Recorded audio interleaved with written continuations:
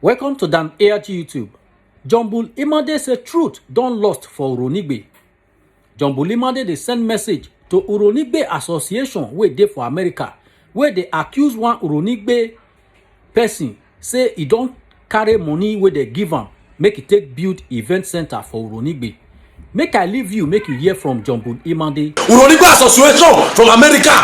Wa mi o me gbo a. Ile irowe na me na. Era me hune, wa do mu me so that they will not know who wa me mu me uru wa wu yi. Keda mo to nu what have you done on that land? But why you Tony? Share this video. Let this video go further. Or to agbema. Wana o bi agbera no mi go career. O say the egbe na kan, be the egbe so be no so akan me na. Wana wa we anything stupidity. My brother, I'm telling you, you have money. You may go or go that far you go nya or you go you nya. Imana ka me comment mi wa ma ka. Imana ka me comment me ma wa ya gbe violate wa we me.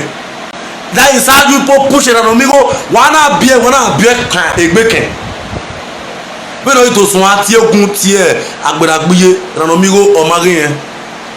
From there ona do master e. Wa ran mi go ogun ogbera. Era gbowa. Era we no pa. That is how you push it on me go. Push it on me go. Push it on me go. E o bi Onigbe. E o bi Onigbe. I have to join you people. Not the bawa. I'm very straightforward because you to be with me. Okay, let's take it so to one side. This for Uronigbe citizen. Good evening, my people. God bless you all. The Spirit of God be with you guys. It's a great day and it's a very nice day for all my brother all over the world. God bless you all. Come online. You guys need to come online, my brothers and sisters. God bless you all. We are starting by 8 o'clock. I believe we are very close to time. This message is for Uronigbe citizens all over the world. All my brothers and sisters, come online. Invite your friend, invite your brothers and sisters, invite all Uronigbe citizens all over the world so that they will come and listen to exactly what is going on. It's like the truth I've lost as far as the Uronigbe community is concerned. Invite all your brothers and sisters. Please watch this video.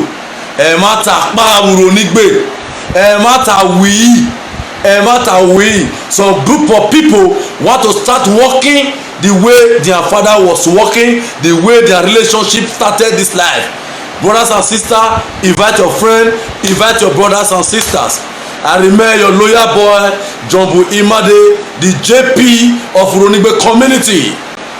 I tell you, this is John Bull Imade online, the JP of Uronigbe community, Idolewu of Uronigbe. We vevonikere. I need to cry out. I want the international community to be aware of this. We vevonikere. I'm begging all Uronigbe citizens, pay your attention to this message. It's a very good message to all Uronigbe citizens. Before any other thing, today is a very great day.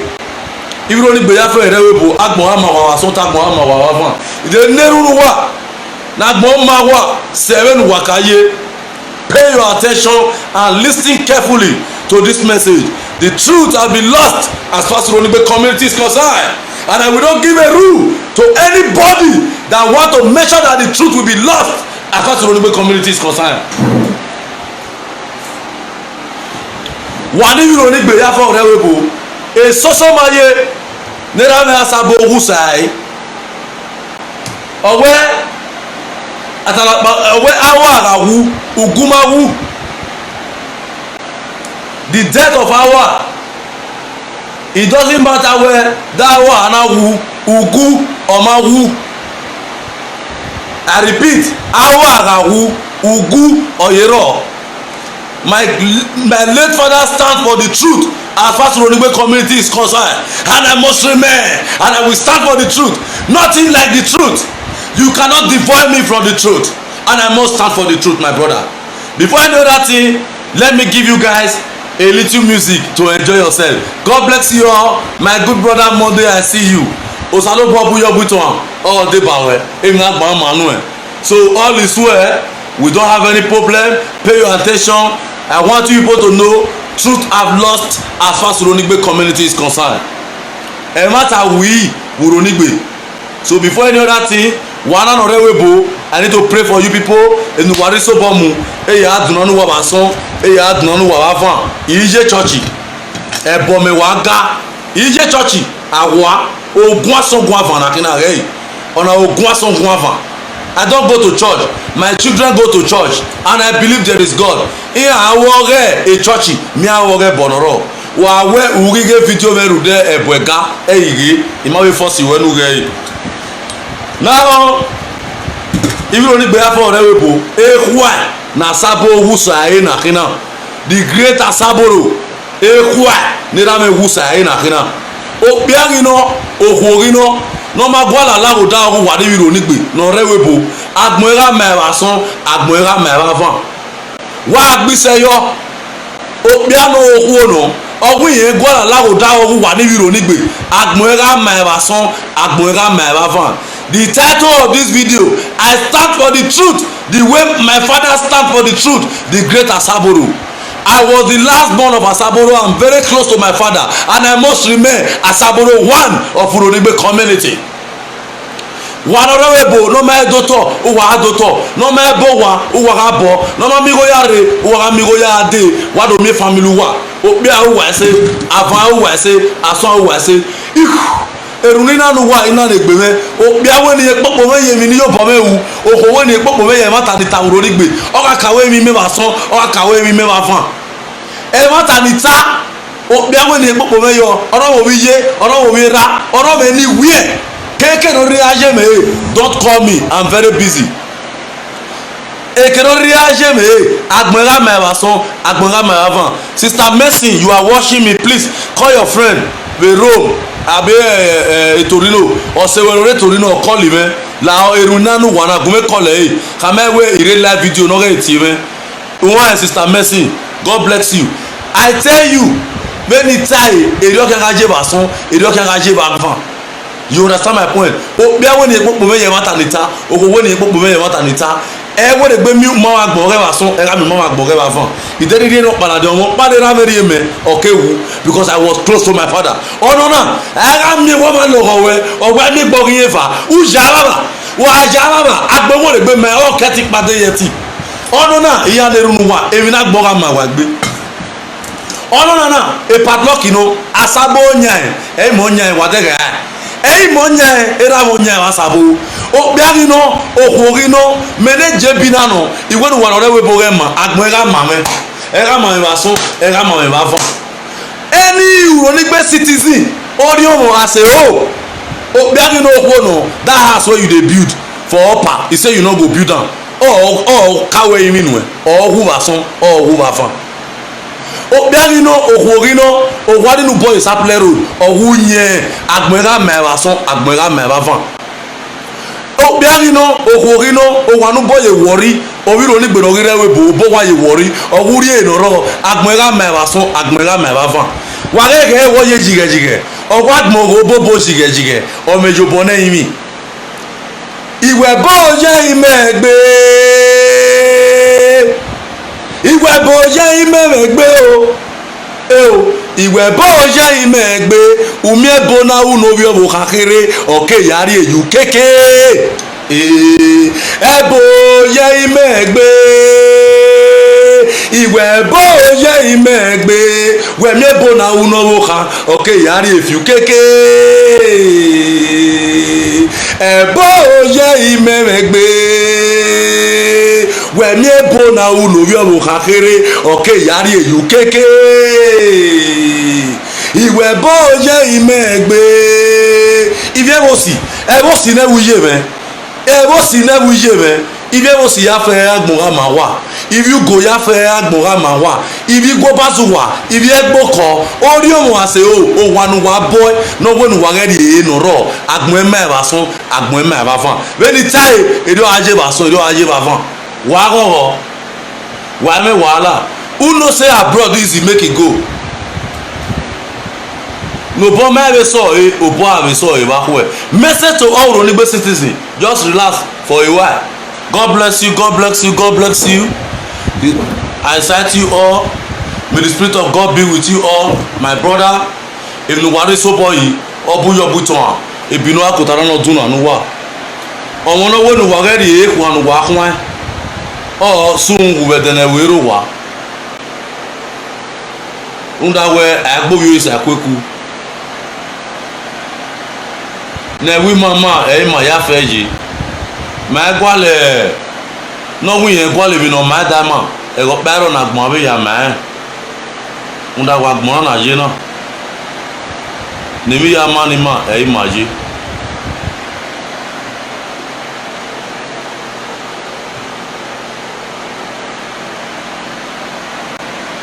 yes, this is a message to all Uronigbe citizens. May the spirit of God bless you all. May Almighty keep on guiding you guys. If you want to sober, oh, do not know.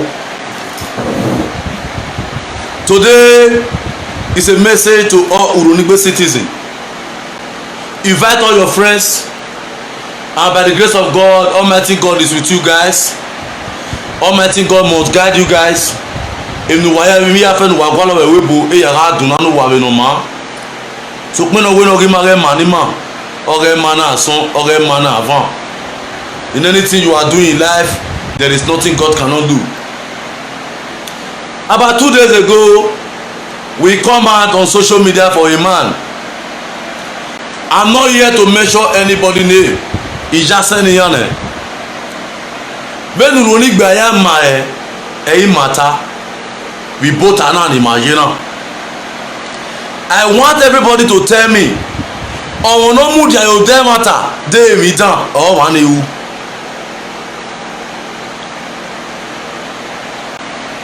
Uronigbe na ni maje na o keke we emiesi no ma maratai. Ura me no fe ge no fe no make na fe. Ge no zeye ne no make na zeye. Ge no fe owuga. Fenuga fe webe fe ni mave gawe uwu fe ugbe uwu fe na gawe we don't have any business with you. Everything we are flying on air where Uronigbe oduigomu wagimarawe megbima mani Uronigbe o keke na gawe megbima eye owo ma mu ma nu atie ebono wegbe ọ̀rùn tó wọ́n máa mú ẹ èmi ló máa wọ́n pa ọmọ ẹ̀fà omùbáyé. Since I did a video about Uronigbe association my enemy have no peace as far as Uronigbe community is concerned. Eriwaya nye is how you people is operating. If that is how you people is operating in that association you people should change the name. You understand? I have been receiving a lot of call from different angles. New York, Canada, California, Australia, Jamie, JB. That is not so. That is not so. It's not supposed to be like that. No! Don't tell me that. Okoporo ya gbijale, ya gbijabo. Okeke, bene do kai. And I urge all Uronigbe citizens to go into that issue. The Uronigbe association they should prove igone obiara dumu they should prove it for us. We want the figure. I urge all Uronigbe citizens all over the world.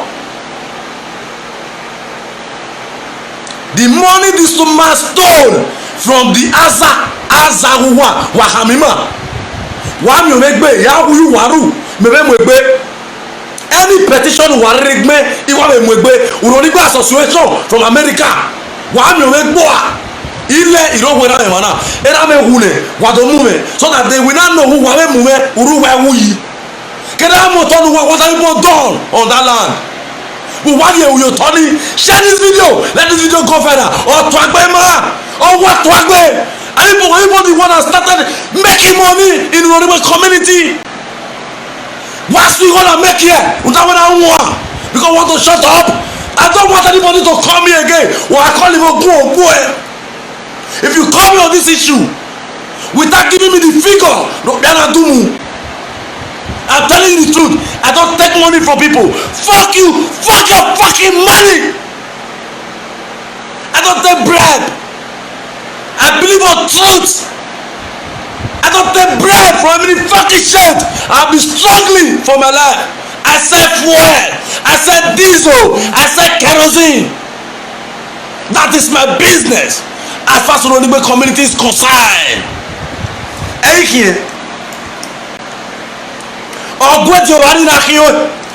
If you meet me wrongly, the day you come and meet me wrongly, ina gbawe ginegbe, ina tu efu eni kowe, onupa efu ikie, uwa di mo na gbegbere, uwa vai, ebi no mo ever, uwa kaiwe, ore ni, uwa di, ebi no nigbe, wa gwa le mi no mo, wa gwa na ni oba, boya suwa boy. Come out to social media and tell us the figure no Biana Dumu. Hatred. Why are we like that? Uronibe citizen. I built my building for 10 months. Listen carefully, my people. Don't be offended that I'm provoking. Listen carefully. This my building you see today. I built this building for 10 months. Again in Bagiohun, where beguma with the anyori, beguma with the ekankari, na be the ningwa. There was a day na fi boy ekpo, na the 1,000 naira again, na we wese we hunu bejo men. E da bi je na gbe ajo wa me. No di go me gume wo regbe. Na the more I dash people money, the more I collected their star.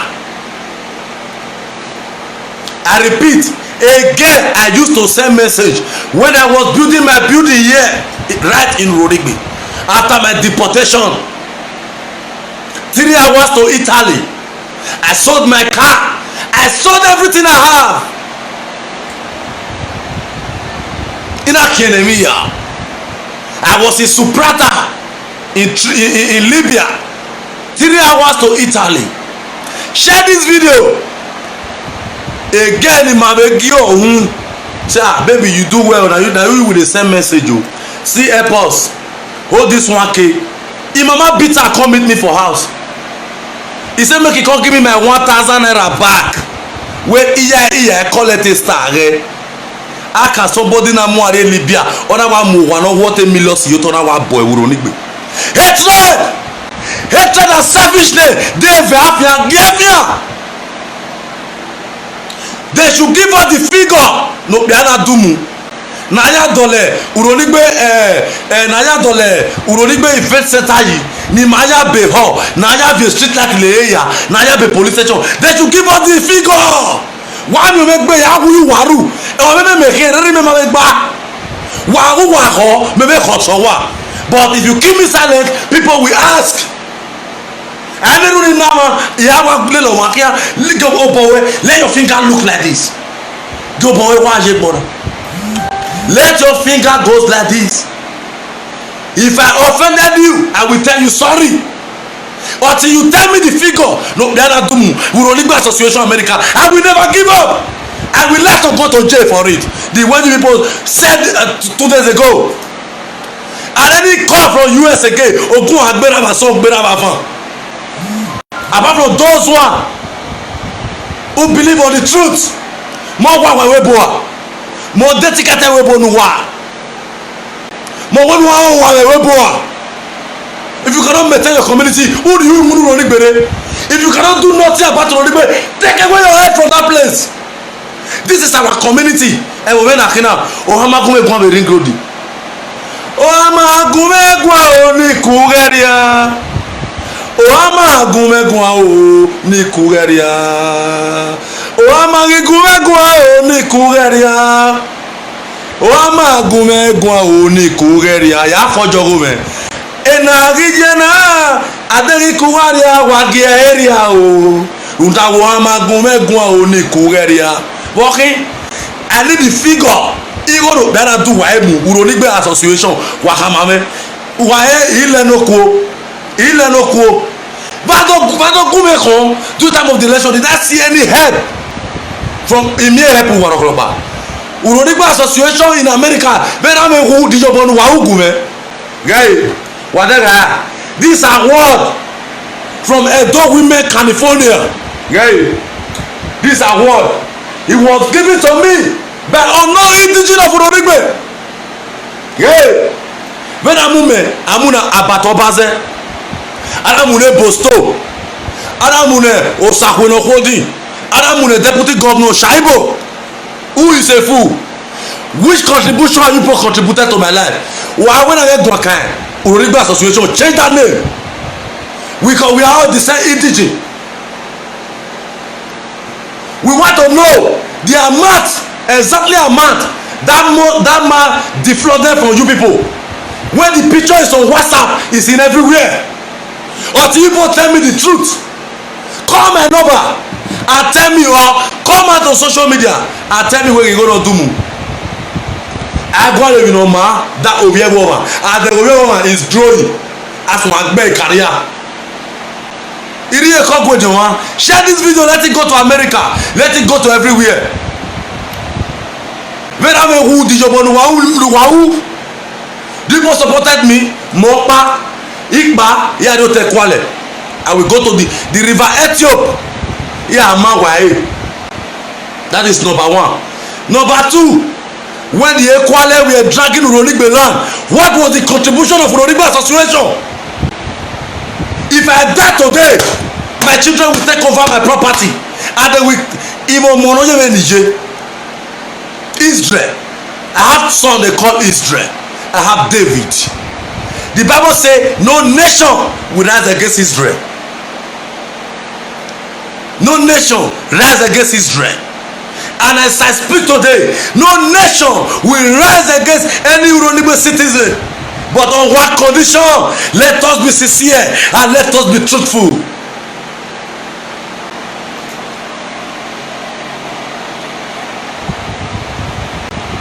Let us be sincere and let us be truthful. I did a lot of things when I was advertising Uronigbe Association. Ebe the wabio that we advertise. Every minute Uronigbe Association. Every minute Uronigbe Association. What do you send for me? If you know you are in that organization, you send me money. Raise up your hand. Quote me that first thing tomorrow morning. If you have sent me message, you go to the gume when you or where you go gume the type of social media. That is what we are talking about. You people must prove to we the children and indigene of Uronigbe community how that must store that money. We want the figure. We want the millions. I don't take a shit from any fucking shit. It's not a joke. This is real. Wagi akugbe na don Uronigbe yi. I will not read any comment. Oh, when you say people to be insulting me there, I don't care. They are all my fans. Not here, but me now. Akwe or have a way, me.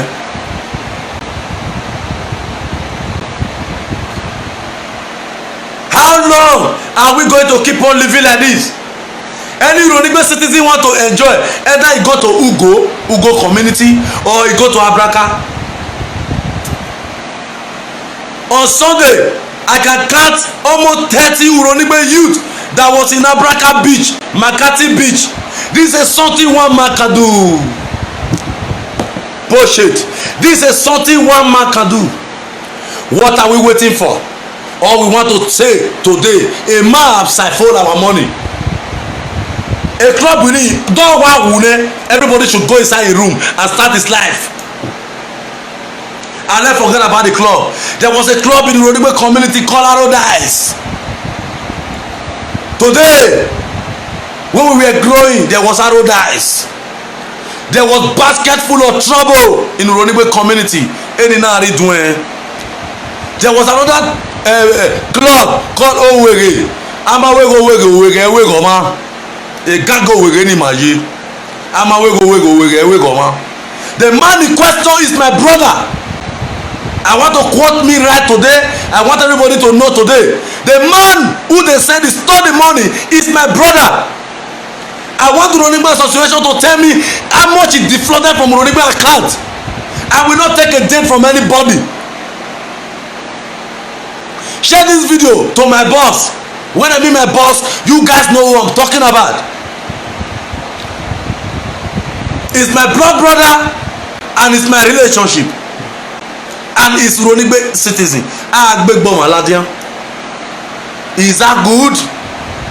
Ben why bolose why say pas settle matter between you people. No one do more dey table him.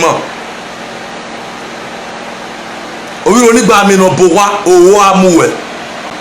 If you worry, they compensate me, thanking me for what I'm doing. My people waiting here what they do with work be hamayo. Why me egbe hamayi? Ime wa we mo egbe why ile no ku. I don't run for trouble. I don't run for trouble. I pray every day let trouble come. But one thing I mean you are tired. If anything happen to me, all of you are in trouble. I've told all my family, I've told the international world. If you say because of the video I did, in here, in Mayore, well, you go come to this place and make any fucking shit, you have to wait for the international body. Who is a fool? You can see me on black and black. You think I don't know what I'm doing? Until you people prove the money that this man stole from you people. Uronigbe is existing today. Ema mohu Uronigbe. Where I was there, and when I stood up and tell people where I said Uronigbe. As an horizontal Boma. As an settled there. We call on the whole witch to order. Monadi Evania. Walao. Nazigbenu Wama. That is exactly what we told them. Ni afọ befe nuwa, ni afọ buma agbonuwa. That is what we told the witch, and which the witch they agree with me. The witch agree with me. I told them, leave them, let them grow. I don't want to mention name. A brother sent a video to an audio today from London. Owe JB, owe what you take back? Do you know what I've sacrificed as far as the Uronigbe community is concerned? Oh, I take you worry wa. Yes or no? Oh, I take you worry wa. Ala kaligbo awa huwo. Ala idunga idian. Who told you? How can you be describing your community with another country that idunga idiano? Who told you that? Who lay you that? The school without warning. Where Idunga, where Indiano. My brother, I'm urging all Uronigbe citizens to go into this issue of Uronigbe Association. Now, and they should call this man to order in their office, and they should go and settle themselves, and they should leave us alone. They should go and settle themselves. They should go and settle themselves. He has been with them for many years. If they have any little problem within themselves, they should take that one away and settle themselves.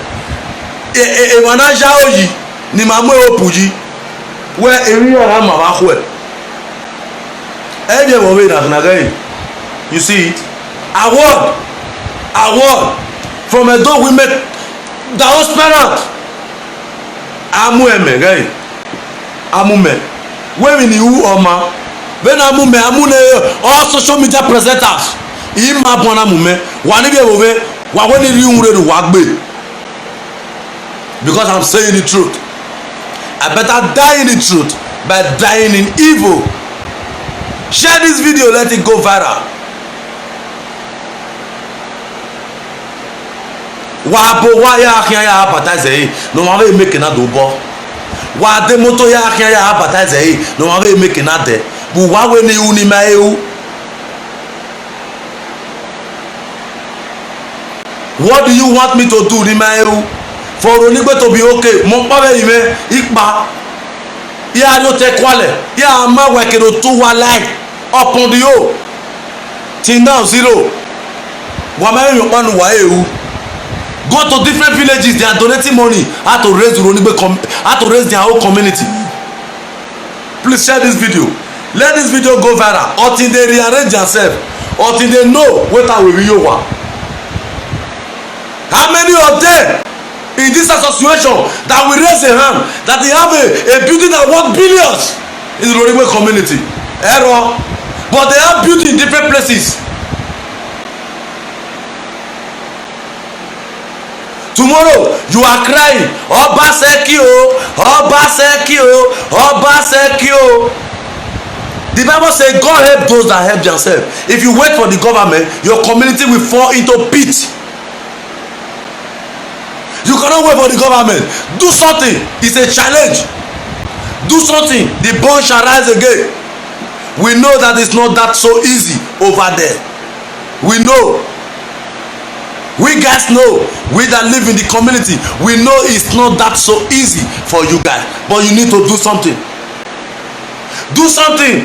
Your father have a lot of land, your mother have a lot of land. O talk about Oronigbe to egan, but now you dey 100 by 100 if 200,000 naira. 100 by 100, 200,000. Can't you carve a building there? No event center. To play table tennis in Oronigbe become trouble.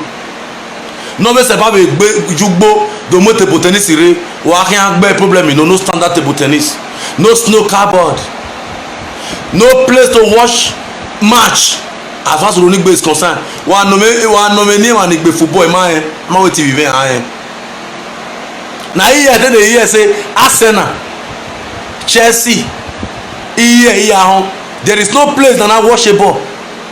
One will say local wine so now we move 0. As soon as you cross the river Ethiopia, Oronigbe be existing before Agbo. Oronigbe be existing before Abraka. Go and find out your history. If you don't know your history, people will tell you. Okona iwa mwegbo kona. Mebe mwegbe o, but onoma me mwegbe me emi yanaka ule for many years. I go tell you all there. Everybody, when you are calling me concern this Oronigbe association, you need to be careful because they ever put off your boy. I'm telling you that to God will make me do really. When you are calling me about Oronigbe association, you need to be careful and what you tell me on phone because ever put off your boy matter now. I'm telling you the truth. Believe me. Until Oronigbe association call that man back and they should come out on social media and tell us that it was a mistake.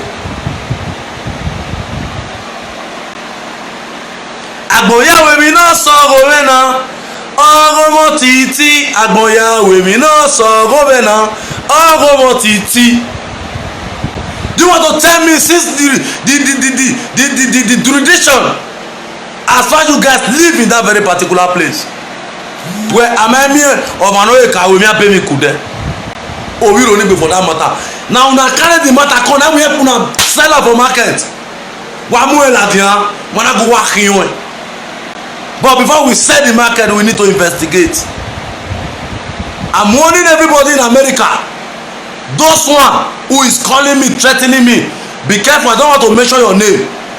You called me yesterday. You called me the day before yesterday. If you call me again, yeah, iwa banwa. You na waheme. Yeah, yereme. All that cracky. I'm telling people who wear native, he get a body bill.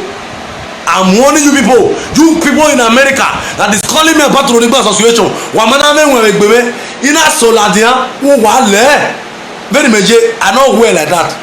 Egbema mo bo rhyme we o. Una know the story. Say we don dey grow for life where na meteneni make name come down. Go and find out far back like 12 years ago in my life.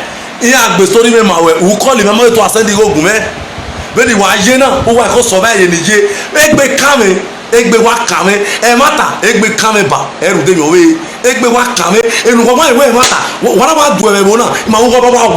We will die together. I'm doing this live video on my house. Imagine your way, say commissioner of police to come and arrest me for the truth. I have freedom of speech.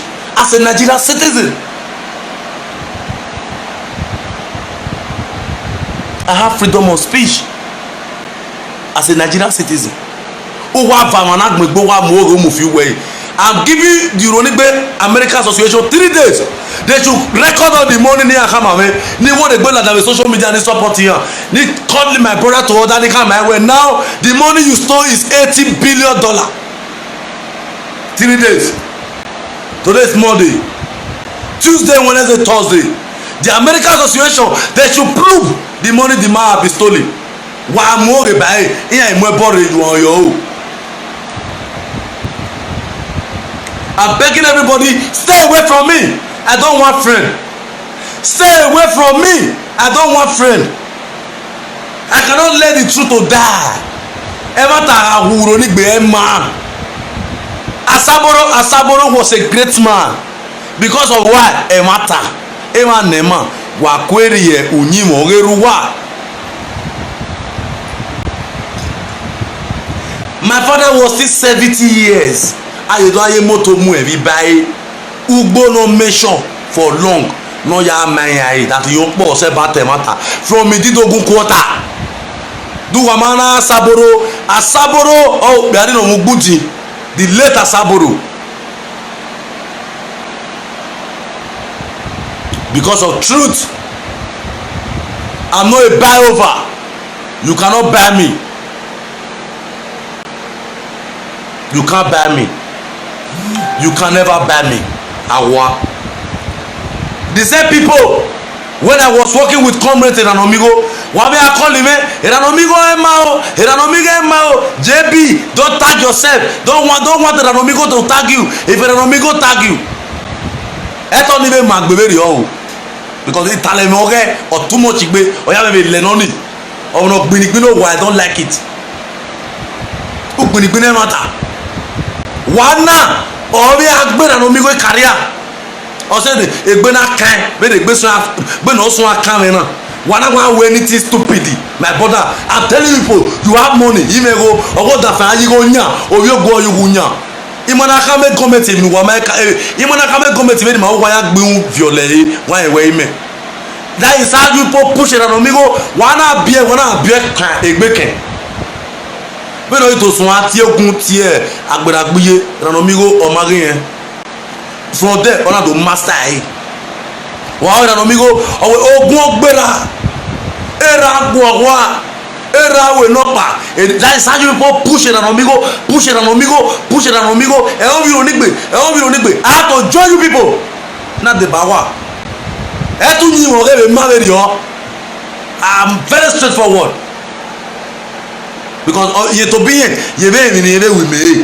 Okay, what now bioge let's take it so to one side. This for Uronigbe citizens. One of them you have to be saying the truth if you want to be okay in life. Say the truth. All Uronigbe citizens Igbe message in Age all over the world. While calling on America near Kamuwa, Indigo no Ghana do before 3 days.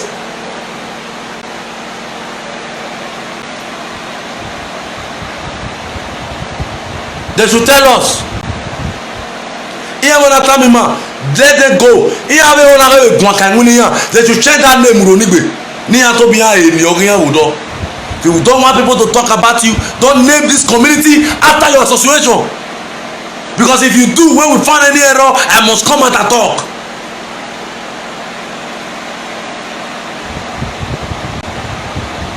Big as Uronigbe, no street lights. Indigo with street lights. Take me with 1 million. I'm begging on Uronigbe citizen Omego. We attempt me with 1 million. No one can have 1 million with street light. Only 1 million. 100,000 into 10. Take me with 1 million. No one can street light can say. Oh, street light.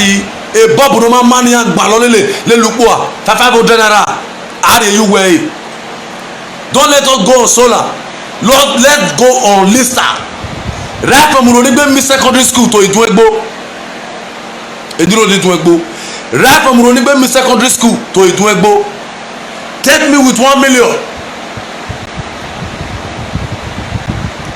And let's get a Lista for 300,000.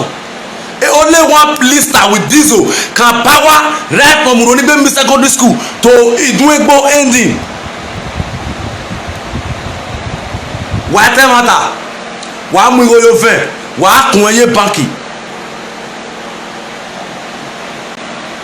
Ẹ mọ̀ kí wẹ̀ wébo ìmọ̀ ìrìn wébo ẹ̀. Don't claim where you want to use our name Auto Uronigbe community Nuya exist in one country and at the end of the road you are not developing here. Na for them nobody will stop me. No amount of money will stop me until you call me where a man call the man back and continue your association and let everybody support you people. I told you digwe guwa wa team and Europe near to support one to be vested animal. No white sand in Uronigbe community. It cannot for error. Now, listen carefully. I want to tell you something. Everybody hold on. I will tell you something today. This is a very big secret. I don't suppose to tell you people this, but I need to be sincere. Do you know what is going on in the Uronigbe community? Very, very important. Now, when we are building house here, please pay attention. This very message is very, very important. When we are building house here, why can man dey can Uronigbe EDG no bo wa Uronigbe saloboa wa deji Uronigbe wa deji esowo eya wa no ma gwale mi no magai esoso ma ye kina ona uko huwa ona na mana nwina ona na manwina gai ona nwina era ma sabo oguso aime ma bo 5 and 6 ma ya akin ona nwina we gbuwa. I believe on tradimedical ya yere yo buwete plan of we na yere yo wa don we mi no bueri ye. Now Uronigbe citizen want to build a house only 15,000 naira Okpa working on the air is going to Uronigbe land Mumutu in Delta State, Uronigbe land in River Ethiopia or Okian or Seva or Gwiwimutu Deke or Dave. Where are the promise? Where are the promise you promise me? Where are the promise you promise me? Where are the promise? What people told me few years ago that you will take over Uronigbe River Ethiopia. Number one, Uronigbe iya rigopa iya kenya deke umutu otema Uronigbe. During the time of late Ijesworobo, may his soul rest in perfect peace. Late Osamu from Council, late Michael Ugbo, late Ebe Bidwe, late Benjamin Egareva, late Emume, late Odiase Frederick Odiase, many top hero that was in Uronigbe. When those people that is making noise today, when they were growing, could you believe the Ekwale? They are afraid of Uronigbe community. Of a language of what Ekwale lo mi amima. And then the duro goya yo boy avian wo wa ibi Ekwale na. Aya yo bo munian wo wa. My brother, we are no Uronigbe right from Iduegbo ya so te Ekwale. Ibi Ekwale ya emugbo. Ira mo drilling machine you wear near Azekenima. Fuck you Uronigbe citizen who claim that he want to make Uronigbe to be okay whereas you are not doing nothing. Fuck you. The Ekwale is having drilling machine inside your land. Aizekenwe uyabowawe. You are happy for it. Wagogo we igi ekwebowa in your own land. Otowe if you call it that's about the drilling machine you will not pay 15,000 to buy a sand from your own land. Is that not painful? Man, in those days according to my father RIP. Ibe kwa le ga mi biro nigbe owe onyi du abia o onyi du abia o onyi du abia le o onyi du abia le o onyi du abia maya ti onyi du ibe kwa le mohima greediness selfishness am no biro nigbe no yodo we ona khuli ibe kwa le kwa ai o ya make go a good citizen of America from Uronigbe community. Ẹ̀dẹ̀ni ìrìnlàwọ́ olókun gbèrà iná fi egun mẹ́wàá iná olókun Uronigbe nàkínà olókun Uronigbe nàkínà my good brother that is only man who will do something in Uronigbe community when I swear here or when nobody should mention my name I called him na baba iná olókun Uronigbe banoa olókun Uronigbe ọ̀bànúà ọ̀làwẹ̀ mata ìnáwẹ̀ ọ̀wẹ̀ how much is it going to take ìnáwẹ̀ let me start the work ìnápa I called my boss in America a young youth of Uronigbe a great man a man I respect so much in my life nobody can brag tomorrow that it makes me to know him. I know him before I keep on telling people this is who I know. A young youth like me or Uronigbe 15 years. A young youth who went to America either bend or lose or in America. The same young youth from America gave me 1.5 million naira to share to Uronigbe citizen during the time of COVID-19 in my house. Go and check my platform. You will see when we were sharing the money. The same young youth called me. He said, Destiny, JB, my son, this is not the money I gave to you. He said, you share this money above. Who were you go where Begonaga or where because the crowd of hunger in my community is painful. I can't bear this, JB. You have tried enough. Only what I will do for you right now. Give me your account number. I gave him my account number. He sent me extra 100,000. He said, this is for you and your children. He said when I was about to send you this money, people tell me you are a fraudster, you are this, you are that.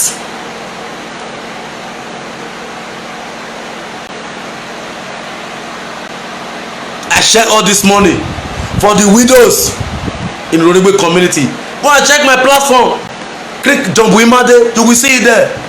A good citizen share this video from America. A young blood, a boy the Sajore Yeton. The sergeant dey hot all the holy and that guy what are you people done the same thing with our olókun Uronigbe have hatred and selfishness olókun banoa ema aláwọ̀ olókun gbéra adẹ́rẹ́ olókun iná fi blọọkì orí ẹ̀wọ̀ mẹ́ wá dá mi wá I pick almost 350 blocks ní yasẹ́ta olókun a Sunday father blessing. A paye kako a father blessing no more da olókun go today mo sete na sete sodukun ni so bono pa iya na pa na ka me da yo kabo iya we waje oyi JB Asaboro o seta olókun they mobilize and come etiosa odiase money will bear me weakness that very day was in Uronigbe community he won the man. Ọ̀wé the right of man nìyẹn níyàwó development ìyàwó olókun look at the man thickness wà á the man ya thinking here very local thinking just pay attention and lis ten ọ̀wé ìyẹ̀ ìṣẹ́ta olókun nẹ̀ ọ̀wé ìyẹ̀ ìpa ìyẹ̀ àtàmìyàn with social media ní amẹ́kẹ̀ náà vigo gúnmẹ̀ do you see the low thinking do you see the low mentality. Very low mentality of Uronigbe citizen those one that is not good very low mentality and ancestors that we believe on a worry awebo afẹsẹ ẹlẹga èmi ní dẹ́rẹ̀ ọ̀dà memorial iná tiẹ̀ ọ̀gá America baba afa a young youth they sag you vaka. Very general. You think I'm afraid of anything? I can go out anytime. But the people will remember me. You don't even have they are dreadful, but they are not working the way I'm working. They have different kind of powerful assets. They don't come out of social media. The community is dying every day.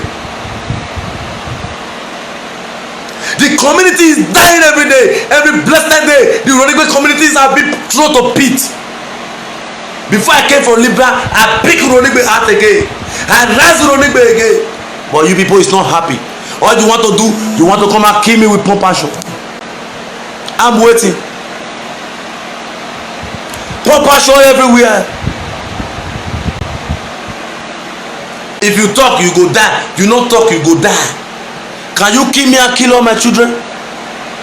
Can't you believe that when you plant a yam, they say yam it will germinate? Asaboro have gone. This is the next Asaboro. When I'm gone tomorrow, you will find another son like me. He will ask you a question. This is how you people did. You killed my father. Believe me. What is your problem? Imoni was with me. He told the man, Imoni, he was there. Ọmọ tó fẹ́ sáwọ́ lókun. Then I give a guiyiwo. When they had the money on social media, he have video gear. Now me we already go many abowame. Every day I keep on telling people, if you know you contributed to my house, come out on social media and say it. Urigo gwen niya ukunu we oboze. When Urigo gwen niya we papera no we gbenu ya we papera no we gbo so the 200,000 men who do koni yigo nuri me onika. If I flooded you, come out on social media and say to the whole world, look at my back man. No guy want different day. I hold nobody cover. Idiot have a Libya. It been have a Libya. And I got my money in Libya before I come to Nigeria. I started building my house. That is why people is surprising. They are saying it's blood money. How can somebody that came from Libya started building another born way, hatred and selfishness? The man if you don't need me. Ọtí wa sọ alákẹ́gbẹ́ wa wà ní man rọ àgbọ̀n ewúrẹ́ gbé máa wà. My fans don't be offended where it's here but with social media. Let me forget about that. Àgbọ̀n mọ́lá mi máa yan nìyà ẹ̀ bí ronú gbé yan yẹ bí kí yasi yà ẹ̀ àgbọ̀n ká máa wà ní man rọ àgbọ̀n ká máa wà tukun wà fi wòrí ẹ. Share this video my brother. Today I'm telling Uronigbe Association to prove the money the financial secretary took from them. In 3 days time, we want to get the figure.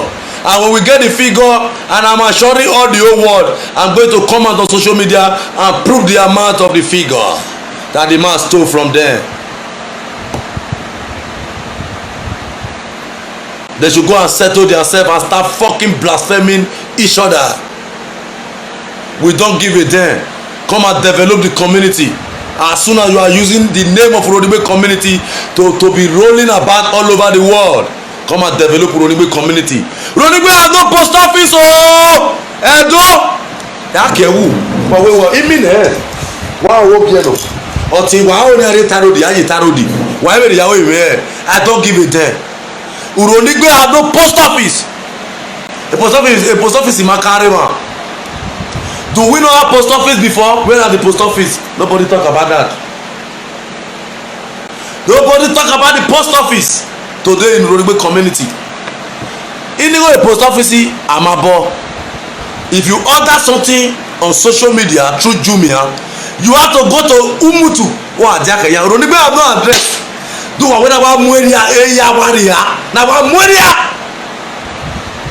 Wow, what about Mueria? Let's look for people from London, Israel, Jamaica. Near the dollar Uronigbe yinima. Wow, what about Mueria? After when I dollar in Uronigbe yi. But what we are going on one man or what about Mueria? But I cannot open my hand Uronigbe Ria. It don't working. I'm JP. I must stand for the truth my father stand for. Nobody can kill me. I'm not afraid of anybody. That is the truth. I'm never afraid of anybody. God have created me. I'm a different human being. Nobody understand me. I was speaking with one of my boss the other time. Every minute my wife have a green, my have a dollar, my car have a green. Of recently call me about this issue. Wait, JB, that one okay?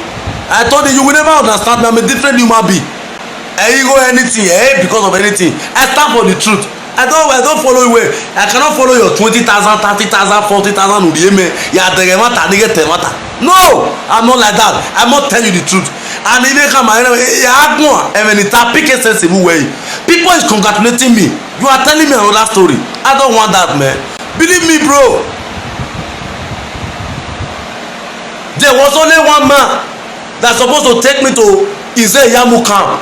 That is my boss. I call him a boss from America. He called me. I wanna call him. In a camera where do I only day by party Izeyamu. What I call him in America. Oh, Papa, respect to you. This only man go say if you dey talk, not mention my name. Eswenime, emi anu gwalo ya we no eswenime. If mo ugbo say why mo we wa eswenime, you know, you cannot be helping me without mentioning your name. You understand? You know, we call my boss in America. They called him. You know, it's only him that will tell me what to do. After calling him, he called me back. You know what he told me? He said, my brother, decide for yourself. That is a good leader. He said, decide for yourself. Forget how much I dey give you. I'll be helping a lot of people. I see you are doing a good job. That's the reason I'm supporting you. Don't say maybe you want to leave God, you know, Baseki. Then for that simple reason, they should call me first. He said, no. He said, stay where you are. I, your boss, I'm Izeyamu fans. Do what me want that. Who I want to make by Yane. I will be near a boy now. Upon the O, you will not let Izeyamu or my lele. A wisdom man. This is a man. When I ask of 1 naira, he will give me 2 naira. When I ask of 50 kobo, he will give me 1 naira. He called me. He said, somebody called him from Italy. He said, but my brother, he said, I'm Izeyamu fans. I'm supporting Izeyamu as your boss.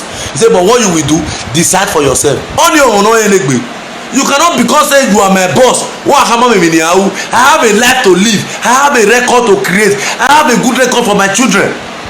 You understand my point? So I'm urging on the whole world. We are begging American Association from Uronibe community in 3 days time. They should give us the figure of the amount near Woma Mia, the financial secretary. Without that, I will not rest on this issue. Yeah, where I want all only way near where then here Tiemani would be then you settle me. They will call me to order. I need American Association call. Here we are calling. Forget your call. I don't care. Ugbo me bebedian. If you have some Maria Ugbo, but then you full and yes smell. I mean, you know, Kogi people. You don't say Kogi and Muslim. When I can say, job we made is a take full and they work for farm. You understand my point? Man, you go, but my mom want a car for to now me by head day. You know. So all is well, my brother. All we have been saying since we are all one. Uronibe remain one. Thank you for watching. May the Spirit of God be with you guys. My brother Eramenogi, Baba Ogbemudia, Pa himself. Baba, I greet you.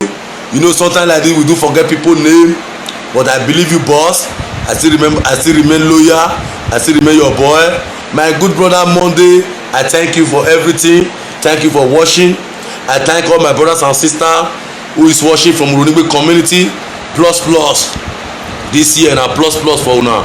I thank my good mother, Mrs. Okay, you told me already I should not mention your name. God bless you. That's my secret mother, Shalobode Bawe, and I'm happy for you. We guys gonna be with you very soon. Thank you very much. My lovely daughter, hey, Bekano. If I see you, I'm gonna jolly. That is my Bekano from London. I trust you. Nothing do you. Imade Destiny, that's my may they give her a chance. Imade, that's my family. I believe you, Imade. Mommy, carry on very soon go advertise your business o mama Becky mama Beckano mama Beck hey wetin dey happen sef if I dey see mama like this I go dey happy. That's my daughter, my everything, my honey, my junior sister, a woman I believe so much from London. That's my mother. I love you so much. My people in Ronigbe think without them I can't do, but today I'm growing, man. I wanted to play P-Square, but I can't connect from my laptop, so I'm begging everybody on Ronigbe citizen really love me. My laptop is having problem, so if you want to support, you can support by giving me laptop. I wanted to play P-Square. Take a look at me now. Shebi na dem talk say we no go grow. I wanted to play that P-Square. Now say we no go grow, but today we don dey grow. So I wanted to play that P-Square, but I'm having some issue with my laptop, so I can't really play it now for you guys. God bless you, Sister Becky. Continue your good things you are doing the way you do. Advise me. I'm not afraid of anybody. I know when I lost my life, so people go to trace the last video I did, and they know the people I'm talking about. So they are full of evil because they never want good things as far as the community is concerned. But if they want good thing, I'm urging them, telling them in 3 days time they should call that man back to order and let them call me. So I'm going to come out on social media to let them know things is moving fine. You understand that the financial secretary and the Ronigbe Association, they have settled.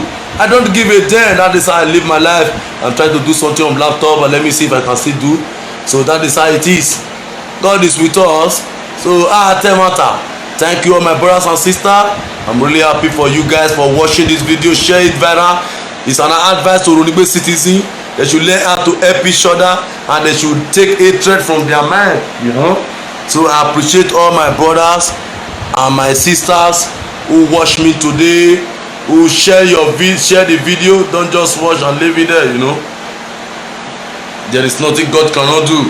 So my brother wagima awemegbe wa mi oviedu no ohianfe ukpobole wa mi no ma ukpobole le muore ba wa. You understand my point? It is the way very ravenful. Ima mi yobo wa rogba. Ibi Ronigbe ya fe ni awon re Astada yan re Australia eye we wa gbera me o wa gbera me e mo be giwa webo but wa we mo be giwa webo but o tie me where JB, what you are just doing Ronigbe community is a nice job. We are watching you.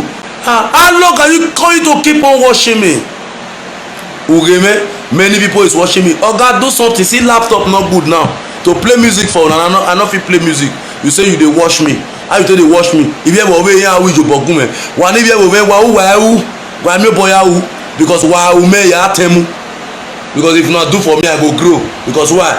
If we help this boy tomorrow, if he grow, give my dad with there, amen. Or why would you born in where show where son on? No, I don't care. If you ever away, they are doing gift for me. My brother Ogbemudia, I only call him Lucky. You see my point? Ogbemudia family close to Olololo. I go one boy. You see my point? One boy take back. He gave me 100,000 during the time of my father burial. Ununo ya tiama akwe una wo wan eri ma wo won e ma it type with social media. You know, people don't want people to measure their need. You understand my point? He's watching me right now. He gave me 100,000. Another good friend Osakweno Kodi, my brother, another community, another Delama Mume. You understand my point? My godfather money or did I say he gave me money and he visited my father burial. I don't want to measure any amount. You understand? Many people they have done a lot of things during the time of my father burial. You see my point? It was said that a small boy yesterday from Italy. He sent me 50k. Yari mutunuwa. Yari odugbo. Ya mawa keno ye Ronigbe. Akwe, you tell me you are watching me. Carry some people for bien. Even I go the man school radio. He graduate, but a wisdom of say graduate. If na muya ori nu ya go there. A master crop what ye man what ye worry. Moya will be watching me. JB, we are watching you. You are doing a nice job in Ronigbe. Only are you the one that buy this subscription for me? What this subscription now? How long are you keep on watching me? Are you the one paying my children's school fees? I'm doing this for good. One man give me a backwe. Every opa one le konu one of them away or the America. Ya ko do ti ogun nu wa one man ro. Na ti ogun when I'm a bobuwa. why away yes obi ewo we I was sitting down with Osakwonokoli in office of CFO in Saple Road. A man I doesn't know before, he called me. Or Destiny or JP now I'm here. Or when you hear from me 30 minutes time. The next thing he give me, Osakwonokoli will bear me weakness. The man sent me 114,000. And I asked the man, sir, do you want me to give Osakwonokoli this money for CFO? I went, no. I sent you this money for your father burial. Ọlá ni ègún mẹ́. Ni go and look at my father burial. If you don't need to make burial video already there. Ipa face ọ̀nà náà. Event center rẹ̀ náà wẹ̀. No event center. If you are not kẹ́dọ̀ rẹ̀ náà yàgbádá iná bìyàn lè tààrọ̀ òdì. It's not a shameful thing to the community. Great Asaboro one. If I don't mention the guy in Aronigbe, a pickup we have here works in Nigeria hardwood. Sell rubber. Kanu Sokoto wama irame na wa you think ni Asabo we we yo wa do gbe won yo wa ire won ama gbe me gize ya mama we ere Rodigbo association and agbe me people should change your character be you anything I don't listen to any fucking shit evinita wa ewe man call my number 081 55 61 9814 and my WhatsApp number line up by lo eva that is how to know it's a man email and never is always engaged 24 hours. God can still help me tomorrow if you are shunu wa beje na wa be agume gbegbe to develop Uronigbe no street light aveji maya yejugbo suffer age my igwe so aga mi na bi ku e ma no fe ne o vie bizere aga yi already 1.5 million in now guy the widows few years ago or few months ago. So my brother, thank you people for watching. May the spirit of God be with you people. Share this video, let it go viral. As soon as I enter one way, get back home. We did tell matter. E matter wa o wa gbe yi. O toru Uronigbe bi anu okoro ni so ma ye ni Asabori o to na teme o gbegbe. E ya ja senu wa. Bi ari no okori no. Owe de gbe me ye matter. Ni ta Uronigbe. Ra me na Sabo agbera me aso agbera me ava odekun e ba son odekun e ba van. Ibi Uronigbe ya fe no rire webo. O biari no okori no owo ni are ma obujo butuan any if Uronigbe ore webo if you ori omo as a whole any a wish for your family your friends so your sister what they say me una whenever sleep no when agbore ma wa agbera ma ya wa son agbera ma ya wa van if Uronigbe emi no mama wu no ri emu e bai okewe kon salobo awe ma tie bonu e o egbo e se ba talabada bidi you know wetin be just on social media because if no water le me obugbe e ma tie bonu e but no ri mu emi no Uronigbe ma wu bai okewe kon salobo a ekwa this is the three wise me Asabo nya e mo nya e ori ra me ri wu ne e ke no mu nda e na mi ore 1 there are 2 3 this is the three wise men ni ra me ya lo ya tie no agbon wo de gbe ma we you cannot escape it so for that simple reason why go was stay clear from me make the wa je that we bury that na egbe kan e matter e wa gwa lo 3 days time we want to know maybe tomorrow I will still come outside o until you po Jamie o mana Jamie me say matter na o wa ro gasun wa dey go dey 2 o'clock but when I we daylight your compound you are like compound imana gbese police ha why we mo JB thank you for watching. God bless you. Share this video. God bless you my brother. Thank you. I'm about to leave you guys. God bless you. They should give us the reason and the amount stole from Rodigbo Association. Thank you. Take care my brother. God bless you guys. May the spirit of God be with you. Obuyobu to anobi wayama o. If you Rodigbo ya for rewebo wayama. My brother Mr. Ogbemudia, I thank you. God bless you. Thank you for your support. Thank you for watching. Bright, I see you bright. God bless you. Wow. Share this video. Daniya Yaproko. Wayafewa my video now. Don't lose guard me. Thank you. Now we don't hear from Jombul Imade. Let us know what you think for this matter. Go to comment section, make you put your own for there. And before you go, I beg, make you help us share this video. If you never subscribe to Dan ARG YouTube, try make you subscribe so that make you for dey hear all the things wey dey happen for Edo State. Make I leave you now with this video, make you help us share am. Thank you for watching Dan ARG YouTube.